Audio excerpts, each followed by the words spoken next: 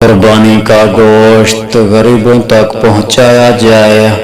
افضل عمل تو یہ ہے کہ قربانی کرنے والا گوشت کے 3 حصے بنا کر ایک حصہ صدقہ کر دے، یعنی غریبوں کو دے دے، ایک حصہ دوستوں رشتہ داروں میں تقسیم کر دے اور ایک حصہ اپنے پاس رکھ لے۔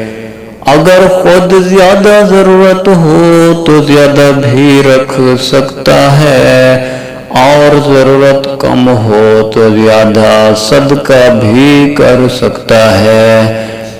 بلکہ ہونا بھی یہی چاہیے کہ جتنا ہو سکے غریب غربا کو گوشت دیا جائے، کیونکہ امیر لوگ تو سارا سال بھی کھاتے رہتے ہیں، لیکن غریب غربا جو سارا سال ترستے رہتے ہیں وہ بھی عید کے عام میں پیٹ بھر کر کھائیں گے تو اللہ تعالیٰ کی خوشبندی حاصل ہوگی۔ لہذا کھانے پینے والی اشیاء ضائع کرنا جائز نہیں ہے۔